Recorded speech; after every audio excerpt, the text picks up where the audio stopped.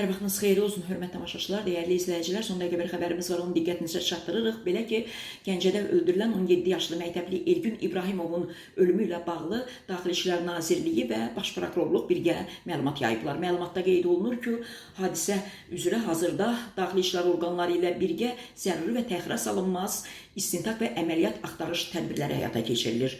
Habelə hadisənin bütün halları, səbəbləri və mexanizmi tam, hərtərəfli və obyektiv şəkildə araşdırılması məqsədi ilə zəruri ekspertizalar təyin edilib. Bununla bərabər həm də Daxili İşlər Nazirliyi və Baş Prokurorluq təəssüf hissi ilə qeyd edir ki, bəzi sosial şəbəkə istifadəçiləri hadisənin təfərrüatlarını bilmədən, necə baş verdiyini anlamadan müxtəlif məlumatlar verirlər ki, bu isə cəmiyyətdə müəyyən çaşqınlıqlar yaradır. Odur ki, Daxili İşlər Nazirliyi və Baş Prokurorluq bir daha xatırladır ki, istintaq aparan dövrdə cinayət işi üzrə məlumatların yayılması yalnız rəsmi dövlət qurumlarının təsdiqlədiyi informasiyalar əsasında aparılmalı, xüsusilə cəmiyyətin həssaslıqla yanaşdığı məsələlərdə məsuliyyətli və qanuna uyğun davranılmalıdır. İbtidai istintaqın nəticəsi barədə ictimaiyyətə əlavə məlumatın veriləcəyi də deyilir.